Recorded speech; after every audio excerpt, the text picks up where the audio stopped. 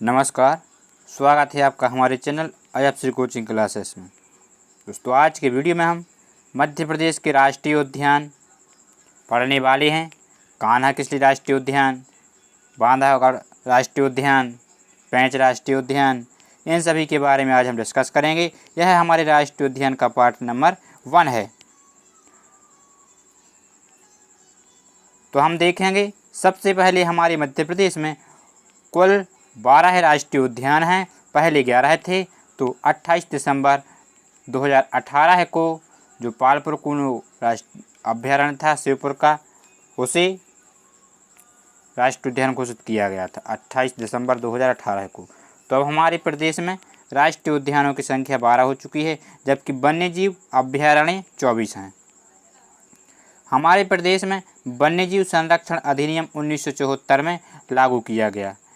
भारत का पहला राष्ट्रीय उद्यान, जो हमारे भारत का सबसे पहले राष्ट्रीय उद्यान बना था, वह था जिम कॉर्बेट राष्ट्रीय उद्यान, जिसे कब 1936 में राष्ट्रीय उद्यान बनाया गया था। और यह जिम कॉर्बेट राष्ट्रीय उद्यान कहाँ पर है?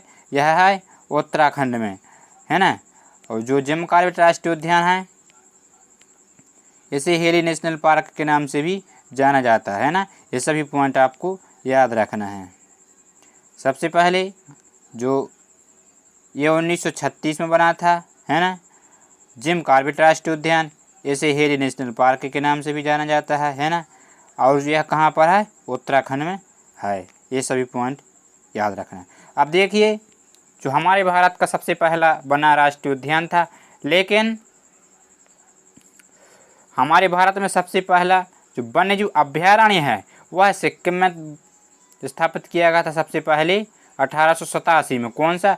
मिथानामा वन्यजीव अभ्यारण्य, है ना। तो ये सभी पॉइंट बहुत ही इम्पोर्टेंट हैं, एग्जाम में बार बार इनसे क्वेश्चन बनते रहते हैं। तो अब हम देखेंगे कि जो हमारे 12 राष्ट्रीय उद्यान हैं, उन सभी के बारे में हम डिस्कस करेंगे। तो आज की वीडियो में हम सबसे पहले देख रहे हैं कान्हा किसली राष्ट्रीय उद्यान। इसमें आपको मालूम है कि कान्हा किसली राष्ट्रीय उद्यान कहाँ पर है? मध्य प्रदेश के मंडला जिले में है। और जो कान्हा किसली राष्ट्रीय उद्यान है, यह प्रदेश का सबसे बड़ा राष्ट्रीय उद्यान भी है। ठीक है। तो जो कान्हा किसली राष्ट्रीय उद्यान है, यह कितने क्षेत्रफल में? 940 वर्ग किलोमीटर क्षेत्रफल में फैला हुआ है, जो कि सबसे अधिक है। अब हम देखेंगे कि जो कान्हा किसली राष्ट्रीय उद्यान है, इसे राष्ट्रीय उद्यान कब बनाया गया? तो 1955 में बनाया गया था, है ना। तो सबसे पहले 1932 में से अभय वन बनाया गया था। 1952 में इसे वन्यजीव अभ्यारण्य घोषित किया गया था। कब? 1952 में। और 3 साल बाद 1955 में इसे क्या बनाया था? राष्ट्रीय उद्यान घोषित किया गया था। तो जो हमारा कान्हा किसली राष्ट्रीय उद्यान है, यह मंडला जिले में है। सबसे बड़ा राष्ट्रीय उद्यान है, 940 वर्ग किलोमीटर क्षेत्रफल में फैला हुआ है। और जो कान्हा किसली राष्ट्रीय उद्यान है, 1952 में वन्यजीव अभ्यारण्य बना था और 1955 में राष्ट्रीय उद्यान घोषित किया गया था। अब देखिए, जो हमारे प्रदेश का कान्हा किसली राष्ट्रीय उद्यान ही एकमात्र ऐसा राष्ट्रीय उद्यान है जिसे 1974 में टाइगर प्रोजेक्ट यानी प्रोजेक्ट टाइगर में से शामिल किया गया है। तो बहुत ही इंपॉर्टेंट पॉइंट है, बहुत बार एग्जाम में से क्वेश्चन पूछे जाते हैं। अब हम देखेंगे कि जो हमारा कान्हा किसली राष्ट्रीय उद्यान है ना, तो वहाँ पर क्या है? एक ब्रेडरी प्रजाति का बारहसिंगा है, जो वह कहाँ पर मिलता है? केवल कान्हा किसली राष्ट्रीय उद्यान में ही मिलता है। तो ब्रेडरी प्रजाति का बारहसिंगा है, यह कहाँ मिलता है? कान्हा किसली राष्ट्रीय उद्यान में मिलता है। और इसे क्या है? बारहसिंगा को हमारे प्रदेश का राजकीय पशु भी घोषित किया गया है।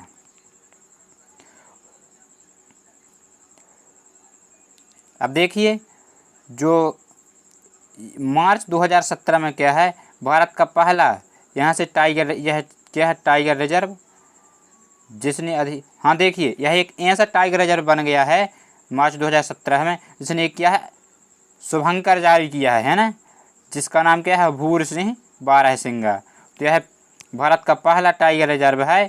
कौन सा? कान्हा किसली राष्ट्रीय उद्यान, है ना,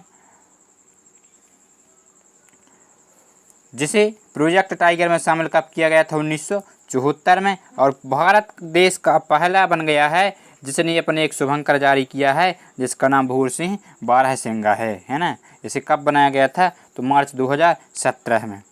तो बहुत ही इम्पोर्टेंट पॉइंट है, याद रखना। अब हम देखेंगे कि जो कान्हा किसली राष्ट्रीय उद्यान है वहाँ पर चीतल, सिंगार, बाघ, तेंदुआ, भालू ये सभी जानवर वहाँ पर पाए जाते हैं। चीतल, सिंगार, बाघ, तेंदुआ और भालू, है ना, 2-3 बार बोलेंगे तो याद हो जाएगा। चीतल, सिंगार, बाघ, तेंदुआ, भालू ये सभी जानवर कहाँ पर पाए जाते हैं? कान्हा किसली राष्ट्रीय उद्यान में पाए जाते हैं। अब देखिए जो कान्हा किसली राष्ट्रीय उद्यान है वहाँ पर दर्शनीय स्थल प्रमुख हैं। एक तो हालो घाटी और बंजर घाटी, यह सर्वाधिक वहाँ पर प्रसिद्ध हैं दर्शनीय स्थल, है ना।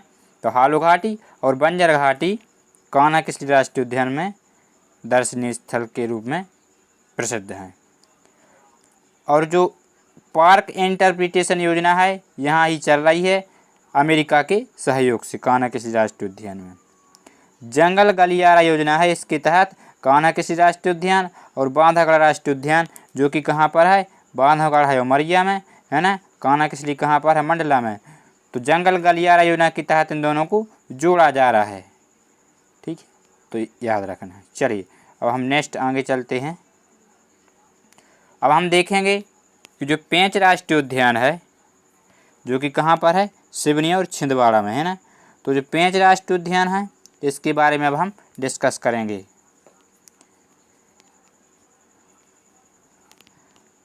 देखिए अब जो पेंच राष्ट्रीय उद्यान है यह कहाँ पर, छिंदवाड़ा में। याद रखने की ट्रिक भी देख लेते हैं। देखिए जैसे पेंच है कोई, तो पेंच कैसा है, छेद करने के लिए बड़ा पेंच चाहिए भाई, है ना। तो छेद करने के लिए बड़ा, तो क्या हो जाएगा, पेंच छिंदवाड़ा, है ना। तो ऐसा आप याद रख सकते हैं ट्रिक से। चलिए अब हम देखते हैं कि जो पेंच राष्ट्रीय उद्यान है यह कहाँ पर है, सिवनी छिंदवाड़ा में है।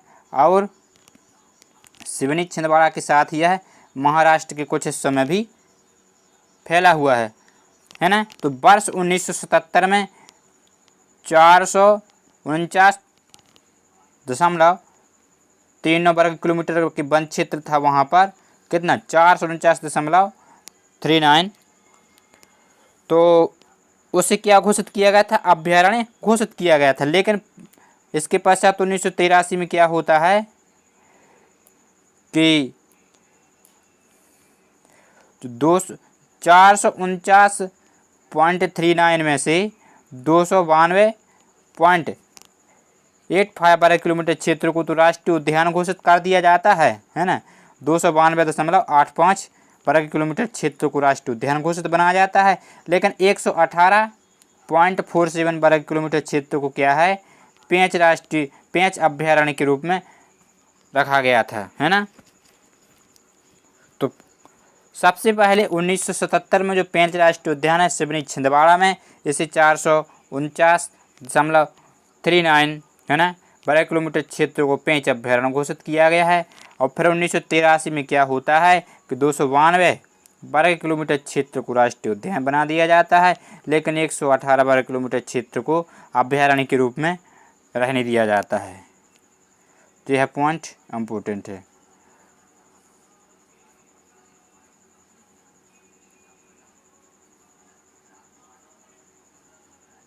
अब देखिए 1992 में क्या होता है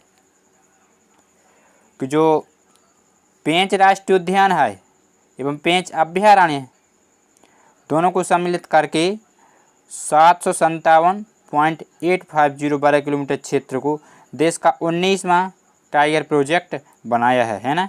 तो पेंच अभ्यारण्य एवं पेंच राष्ट्रीय उद्यान को दोनों को सम्मिलित करके कब, वर्ष 1992 में क्या बनाया है, प्रोजेक्ट टाइगर बनाया है। अब हम देखेंगे कि वर्ष 2002 में क्या होता है, जो पेंच राष्ट्रीय उद्यान है एवं पेंच अभ्यारण्य हैं दोनों अलग अलग हुआ है ना। तो जो पेंच राष्ट्रीय उद्यान है उसे इंदिरा प्रियदर्शनी पेंच राष्ट्रीय उद्यान, और जो अभ्यारण्य है उसे पेंच मोगली अभ्यारण्य उसका नाम रख दिया है। राष्ट्रीय उद्यान का नाम इंदिरा प्रियदर्शनी राष्ट्रीय उद्यान, जबकि इसका नाम क्या है, अभ्यारण्य का, पेंच मोगली अभ्यारण्य रख दिया है। और जो पेंच राष्ट्रीय उद्यान है वहाँ से कौन सी नदी बहती है, तो पेंच नदी उस अभ्यारण्य में से होकर बहती है, पेंच मोगली अभ्यारण्य में से। जो पेंच राष्ट्रीय उद्यान है यानी इंदिरा प्रियदर्शनी पेंच राष्ट्रीय उद्यान, वहाँ पर मोगली लैंड क्षेत्र एवं वाटर राफ्टिंग की सुविधा भी उपलब्ध है। अब पेंच टाइगर रिजर्व एवं इसके आसपास का जो क्षेत्र है वहाँ पर रुडयार्ड किपलिंग है ना, तो उसने एक रुडयार्ड किपलिंग के लिए बहुत ही प्रसिद्ध है क्या, द जंगल बुक है ना। तो वहाँ पर वास्तविक कथा का क्षेत्र, कहाँ पर, पेंच जो टाइगर रिजर्व है उसके आसपास का क्षेत्र, जो रुडयार्ड किपलिंग है इसकी पुस्तक कौन सी है, द जंगल बुक, बहुत ही फेमस है, बार बार एग्जाम में पूछी जाती है। अब देखते हैं हम जो बांधवगढ़ राष्ट्रीय उद्यान है कहाँ पर है, उमरिया में। और जो बांधवगढ़ राष्ट्रीय उद्यान है यह 32 पहाड़ियों से घिरा हुआ राष्ट्रीय उद्यान है। इसका क्षेत्रफल 448.85 वर्ग किलोमीटर है। हम कुछ इम्पोर्टेंट पॉइंट इससे संबंधित देख लेते हैं। हमने बताया है कि बांधवगढ़ राष्ट्रीय उद्यान कहाँ पर है, उमरिया में, 32 पहाड़ियों से घिरा हुआ है ना। तो बांधवगढ़, और इसका नाम बांधवगढ़ है यानी कि यहाँ पर सर्वाधिक क्या पाए जाते हैं, बाघ है ना, तो सर्वाधिक बाघ हैं यहाँ पर। और इसे 1968 में क्या हुआ, इसकी स्थापना हुई है बांधवगढ़ राष्ट्रीय उद्यान की, लेकिन 1993 में क्या होता है, इसे बाघ परियोजना में शामिल किया गया है। देखिए जो बांधवगढ़ राष्ट्रीय उद्यान है वहाँ पर बाघ सर्वाधिक पाए जाते हैं, जिसके कारण वहाँ पर बाघों का घनत्व भी हमारे संपूर्ण देश में सर्वाधिक है। बहुत ही इम्पोर्टेंट पॉइंट है, हमारे देश में सर्वाधिक बाघों का घनत्व कहाँ पर है, तो बांधवगढ़ राष्ट्रीय उद्यान जो कि उमरिया में है, 32 पहाड़ियों से घिरा हुआ है। और एक और इम्पोर्टेंट बात है कि यहाँ पर सफ़ेद बाघ भी पाए जाते हैं है ना। तो ये सभी बांधवगढ़ राष्ट्रीय उद्यान से संबंधित इम्पोर्टेंट पॉइंट आपको याद रखना है। अब हम पन्ना राष्ट्रीय उद्यान के बारे में पढ़ने वाले हैं। जो हमारे मध्य प्रदेश का जो बुंदेलखंड क्षेत्र है उस वहाँ पर पन्ना राष्ट्रीय उद्यान है। कहाँ पर, पन्ना और छतरपुर में, जो कि 543 वर्ग किलोमीटर क्षेत्र में फैला हुआ है। जो पन्ना राष्ट्रीय उद्यान है यह सर्वाधिक जंगली भैंसों के लिए जाना जाता है। तो जो पन्ना राष्ट्रीय उद्यान है यह कितने क्षेत्रफल में फैला हुआ है, तो 543 वर्ग किलोमीटर क्षेत्र में फैला हुआ है। इसकी स्थापना 1981 में होती है और 1994 में से बाघ परियोजना में शामिल कर लिया जाता है। जबकि इसके पहले हमने देखा था कि जो बांधवगढ़ राष्ट्रीय उद्यान था उसे कब, 1993 में राष्ट्रीय यानी टाइगर प्रोजेक्ट में शामिल किया गया था। पेंच राष्ट्रीय उद्यान से कौन सी नदी बहती है, पेंच नदी। जबकि पन्ना राष्ट्रीय उद्यान से कौन सी नदी बहती है, केन नदी। तो दोनों ही इम्पोर्टेंट पॉइंट है, याद रखना। अब हम देखेंगे कि जो पन्ना राष्ट्रीय उद्यान है इसमें प्रदेश का एकमात्र रेप्टाइल पार्क है। कहाँ पर, पन्ना राष्ट्रीय उद्यान में, जहाँ पर घड़ियाल और मगरमच्छ का प्राकृतिक आवास है ना। तो प्रदेश का एकमात्र ऐसा रेप्टाइल पार्क कहाँ पर है, ये एग्जाम में पूछा जाए, जहाँ पर घड़ियाल और मगरमच्छ जैसे जीवों का आवास है, तो क्या हो जाएगा, पन्ना राष्ट्रीय उद्यान। और हमने बताया है कि जो पन्ना राष्ट्रीय उद्यान है जंगली भैंसों के लिए सर्वाधिक जाना जाता है। जबकि बांधवगढ़ किसके लिए, तो बांधवगढ़ बाघों के लिए सर्वाधिक जाना जाता है। अब हम देखेंगे जो पन्ना राष्ट्रीय उद्यान है इसे 2011 में जीवमंडल रिजर्व घोषित किया गया है, पन्ना राष्ट्रीय उद्यान को 2011 में। और जो पन्ना राष्ट्रीय उद्यान है इसे विश्व वन्यजीव कोष से भी सहायता प्राप्त हो रही है। जबकि हमने देखा था कि जो हमारा कान्हा-किसली राष्ट्रीय उद्यान है उसे अमेरिका के सहयोग से सहायता प्राप्त हो रही है।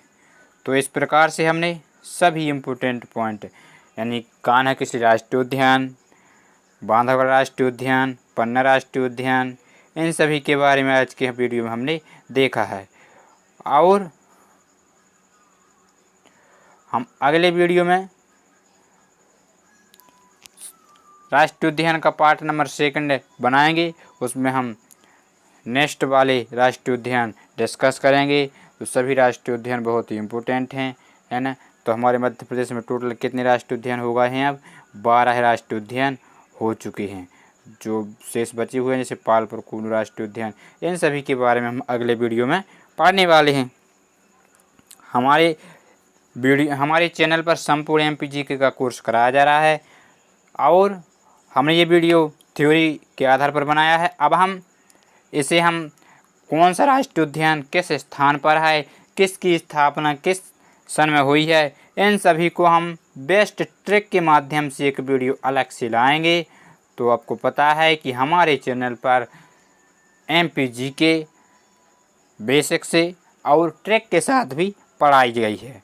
तो हमारे चैनल की प्लेलिस्ट निकालिए, वहाँ से आप पढ़ सकते हैं। अब हम देख लेते हैं एक बार पुनः फर्स्ट। हमारे मध्य प्रदेश में 12 राष्ट्रीय उद्यान हैं, जिसमें से 24 वन्यजीव अभ्यारण्य हैं। जो मध्य प्रदेश है, इसे वन्यजीव संरक्षण अधिनियम कब लाया गया? इसमें 1974 में लाया गया था। और जो हमारा जिम कॉर्बेट राष्ट्रीय उद्यान है, पहला राष्ट्रीय उद्यान हो जाएगा, 1936 में उत्तराखंड में बना है, हिली नेशनल पार्क यह है। और जबकि अभ्यारण्य की बात की जाए तो मेथानामा 1887 में सिक्किम में बनाया गया था। यदि क्षेत्रफल की दृष्टि से सबसे बड़ा राष्ट्रीय उद्यान की बात की जाए तो वह हो जाएगा हेमिस राष्ट्रीय उद्यान। ठीक है, अब हम देखेंगे हमारे मध्य प्रदेश में जो राष्ट्रीय उद्यान है, सबसे पहले कान्हा-किसली राष्ट्रीय उद्यान। यह 940 वर्ग किलोमीटर क्षेत्र में फैला हुआ है, सबसे बड़ा राष्ट्रीय उद्यान है। और जो कान्हा-किसली राष्ट्रीय उद्यान है, इसे 1952 में अभ्यारण्य बनाया जाता है। 1955 में क्या बना दिया जाता है? राष्ट्रीय उद्यान। 1974 में से प्रोजेक्ट टाइगर में शामिल कर लिया जाता है। आपको मालूम होगा कि बारहसिंगा भी कहाँ पर मिलता है? केवल कान्हा-किसली राष्ट्रीय उद्यान में मिलता है। मार्च 2017 में क्या है, इसे एक शुभंकर जारी किया है जिसका नाम है भूरसिंह बारहसिंगा। भूरसिंह द बारहसिंगा है इसका नाम। अब हम देखेंगे यहाँ पर हालो घाटी, बंजर घाटी दर्शनीय स्थल हैं। पार्क इंटरप्रिटेशन योजना कहाँ से चल रही है? अमेरिका के सहयोग से। बांधवगढ़ को और कान्हा-किसली को जोड़ा जा रहा है ना, जंगल गलियारा योजना के तहत। अब हम देखेंगे पेंच राष्ट्रीय उद्यान है, यह महाराष्ट्र के कुछ हिस्से में भी फैला हुआ है, सिमरी छिंदवाड़ा के साथ ही। 1977 में से 449.39 वर्ग किलोमीटर क्षेत्र को अभ्यारण्य घोषित किया था। 1983 में 292 वर्ग किलोमीटर क्षेत्र को राष्ट्रीय उद्यान और 118 वर्ग किलोमीटर क्षेत्र को अभ्यारण्य घोषित किया जाता है। फिर क्या होता है कि जो दोनों को एकत्रित करके देश का 19वां टाइगर प्रोजेक्ट बनाया जाता है। देखिए, जो राष्ट्रीय उद्यान है उसका नाम इंदिरा प्रियदर्शनी राष्ट्रीय उद्यान रख दिया जाता है। और जो अभ्यारण्य है इसे पेंच मोगली अभ्यारण्य इसका नाम रख दिया जाता है। द जंगल बुक जो रुडयार्ड किपलिंग की प्रसिद्ध पुस्तक है, कहाँ से संबंधित है? तो यह हो जाएगी पेंच राष्ट्रीय उद्यान। अब हम देखेंगे बांधवगढ़ राष्ट्रीय उद्यान कितनी पहाड़ियों से घिरा है? 32 पहाड़ियों से घिरा है। यहाँ पर सर्वाधिक संख्या में बाघ पाए जाते हैं। अब पन्ना राष्ट्रीय उद्यान देखते हैं। इसकी स्थापना 1981 में होती है। 1994 में इसे बाघ परियोजना में शामिल कर लिया जाता है। पेंच राष्ट्रीय उद्यान से पेंच नदी बहती है, पन्ना राष्ट्रीय उद्यान से केन नदी होकर बहती है। ये सभी इंपॉर्टेंट पॉइंट हमने इस वीडियो में डिस्कस किए हैं। तो फ्रेंड्स, यदि आपने अभी तक हमारे चैनल को सब्सक्राइब नहीं किया है तो कृपया सब्सक्राइब करके बेल आइकन दबा लीजिए, ताकि हम इसी प्रकार की वीडियो डालें तो आपके पास जानकारी पहुंच सके, नोटिफिकेशन आपके पास सबसे पहले आए। आपको वीडियो को लास्ट में ज़रूर बताना है कि आपको वीडियो कैसा लगा, कमेंट में ज़रूर बताएं। तो चलिए मिलते हैं नेक्स्ट वीडियो में। जय हिंद, जय भारत, वंदे मातरम।